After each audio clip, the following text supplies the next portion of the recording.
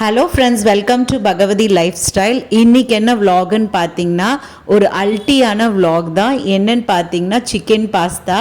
So ஒரு சூப்பரான ஒரு ப்ரோட்டீன் ரிச் பிரேக்ஃபாஸ்ட் சாப்பிட்லாம் அப்படின்னு சொல்லிட்டு குழந்தைங்களாம் ஆசைப்பட்டாங்க. ஸோ அதனால் இந்த பாஸ்தா நான் சமைச்சு கொடுக்கலான் இருக்கேன். இது வீட் பாஸ்தா. ஸோ அதனால் எல்லாருக்குமே ஃபேமிலியில் எல்லாருக்குமே ரொம்பவே பிடிக்கும், குழந்தைங்களுக்கு ரொம்ப ரொம்ப பிடிக்கும். ஸோ அதனால் இன்றைக்கி இது சமைச்சு காட்ட போகிறேன். ஸோ வாங்க வீடியோக்குள்ளே போகலாம். இது ரொம்பவே சூப்பராக இருக்கும். அவ்வளோ டேஸ்ட்டு, அவ்வளோ ஹெல்தி கூட. இது ரொம்பவே நல்லாயிருக்கும். நான் அதுக்கு தேவையான பொருட்கள் 3 தக்காளி, 2 வெங்காயம், 2 பச்சை மிளகாய், ஒரு கைப்பிடி கொத்தமல்லி, ஒரு கைப்பிடி புதினா அண்ட் கொஞ்சோண்டு கறிவேப்பிலை, ஒரு 1.5 டேபிள் ஸ்பூன் நான் இஞ்சி பூண்டு விழுது சேர்த்துக்கிறேன். ஏன்னா இது 1/4 கிலோ பாஸ்தா. நான் 1/2 கிலோ சிக்கன் எடுத்திருக்கேன். ஸோ அதனால் 1/2 கிலோ சிக்கனுக்கு இந்த 1/4 கிலோ பாஸ்தா போட்டால் மட்டும்தான் டேஸ்ட் நல்லா சூப்பராக டெலிஷியஸாக ரொம்பவே டேஸ்ட்டாக இருக்கும். ஸோ நீங்களும் ட்ரை பண்ணி பாருங்கள், ரொம்பவே நல்லாயிருக்கும். ஸோ நான் 1/2 kg சிக்கன் எடுத்திருக்கேன். முதல்ல இதை சமைக்கிறதுக்கு முன்னாடி நம்ம பாஸ்தாவை ஒரு 3 வாட்டி க்ளீனாக அலசிட்டு அதுக்கு அடுத்தது ஊற போட்டுடணும். ஸோ நம்ம ஒரு பிரியாணி எப்படி நம்ம சமைக்கிறோமோ அதே மாதிரி தான். ஸோ பாஸ்தாவையும் ஊற போட்டுடணும். ஊற போட்டுட்டு நம்ம பேன் வச்சுட்டு நம்ம ஒரு குழிக்கரண்டி எண்ணெய், ஏன்னா எண்ணெய் கொஞ்சம் தூக்கலாக இருந்தால் அந்த டேஸ்ட் ரொம்ப நல்லா இருக்கும். ஸோ நான் கடலெண்ணெய் எடுத்திருக்கேன். ஸோ அது ஒரு குழிக்கரண்டி எண்ணெய் விட்டுட்டு அது காஞ்ச வாட்டி நம்ம என்ன பண்ணணும்னா இந்த ஸ்பைசஸ்லாம் ஆட் பண்ணிக்கணும். பே லீஃப், அப்புறமா ஏலக்காய், லவங்கம், பட்டை, கொஞ்சோண்டு சோம்பு, இதை நம்ம எண்ணெயில் ஆட் பண்ணிக்கிட்டு இந்த 2 வெங்காயத்தை நீல வாக்கில் நம்ம கட் பண்ணிக்கணும். அதையும் இதில் சேர்த்துட்டு நல்லா வதக்கின வாட்டி நல்லா அதை ஒரு கோல்டன் ப்ரௌன் வர்றது வரைக்கும் வெயிட் பண்ணோம். அதுக்கு அடுத்தது இஞ்சி பூண்டு பேஸ்ட், இதை நான் சொன்ன அளவுக்கு நீங்கள் சேர்த்துக்கோங்க, 1.5 டேபிள் ஸ்பூன். ஸோ அப்போ தான் ரொம்பவே அரோமா நல்லாவே இருக்கும். ஸோ இஞ்சி பூண்டு விழுதோடைய அந்த பச்சை வாடை போகிறது வரைக்கும் நல்லா வதக்கி எடுக்கணும். அதுக்கு அடுத்தது பச்சை மிளகா, கொத்தமல்லி, புதினா அண்ட் கறிவேப்பிலை, இதையும் அதில் நம்ம சேர்த்துக்கணும். சேர்த்துட்டு வாட்டி அதையும் நல்லா வதக்கிட்டோன்னா ரொம்பவே நல்லா இருக்கும்.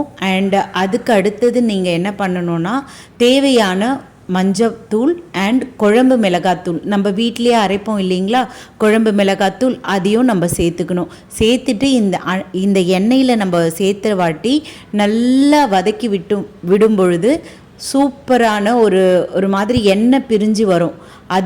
அதுதான் ரொம்ப நல்ல கன்சிஸ்டன்சி. ஏன்னா அப்போ தான் நம்மளுக்கு கலர் கொஞ்சம் என்ஹான்ஸ் பண்ணி காட்டும். ஸோ அதனால் உங்ககிட்ட காஷ்மீரி மிளகாத்தூள் இருந்தால் கூட அதையும் ஒரே ஒரு டீஸ்பூன் நீங்கள் சேர்த்துக்கலாம். ஏன்னா கலர் கொஞ்சம் கூடுதலாக கிடைக்கும். ஸோ அதனால் என்கிட்ட காஷ்மீரி மிளகாத்தூள் இல்லை. ஸோ அதனால் நான் வீட்டு மிளகாத்தூளும் அப்புறம் மஞ்சத்தூளும் நான் போட்டுக்கிட்டேன். ஸோ வீட்டு மிளகாத்தூள் நான் 2 டேபிள் ஸ்பூன் போட்டேன். ஏன்னா இது 1/4 கிலோ பாஸ்தா அண்ட் 1/2 கிலோ சிக்கன்றதுனால எனக்கு இந்த அளவு தேவைப்படுது. ஸோ அதனால் நான் 2 டேபிள் ஸ்பூன் நான் சேர்த்துக்கிட்டேன். அதுக்கு அடுத்தது எண்ணெய் பிரிஞ்சு மேலே வாட்டி அதுக்கு அடுத்தது இந்த தக்காளியை விழுது போல் நம்ம மிக்சியில் ஒரு பேஸ்ட் மாதிரி நம்ம அரைச்சி எடுத்துட்டு அதையும் இதில் சேர்த்துக்கணும். ஸோ இதை நல்லா சேர்த்து ஒரு 4 மினிட்ஸ் நல்லா சிம்மில் வச்சிட்டிங்கன்னா உங்களுக்கு நல்லா ஒரு எண்ணெய் பிரிஞ்சு நல்லா மேலே வர்றது வரைக்கும் நம்ம வெயிட் பண்ணோம். அப்போ தான் ரொம்பவே டேஸ்ட்டாக இருக்கும். அந்த சாப்பிடும்பொழுது ஒரு டெலிஷியஸாக இருக்கும். ஸோ அதனால தான் தேவையான உப்பையும் நீங்கள் சேர்த்துக்கலாம். இதுக்கு அடுத்தது நம்ம என்ன பண்ணணும்னா வாஷ் பண்ணி வச்சுருக்க அந்த சிக்கனையும் இதில் ஆட் பண்ணிக்கணும். ஸோ சிக்கனை நல்லா ஆட் பண்ணிக்கிட்டு நல்லா எல்லாத்தையும் ஒன்றா சேர்ந்தாப்புல நல்லா கிளறி விடணும். அப்போ தான் சூப்பராக மர்ஜ் ஆகும். அந்த சிக்கனில் இந்த மசாலாலாம் போய் நல்லா கோட் ஆகும்.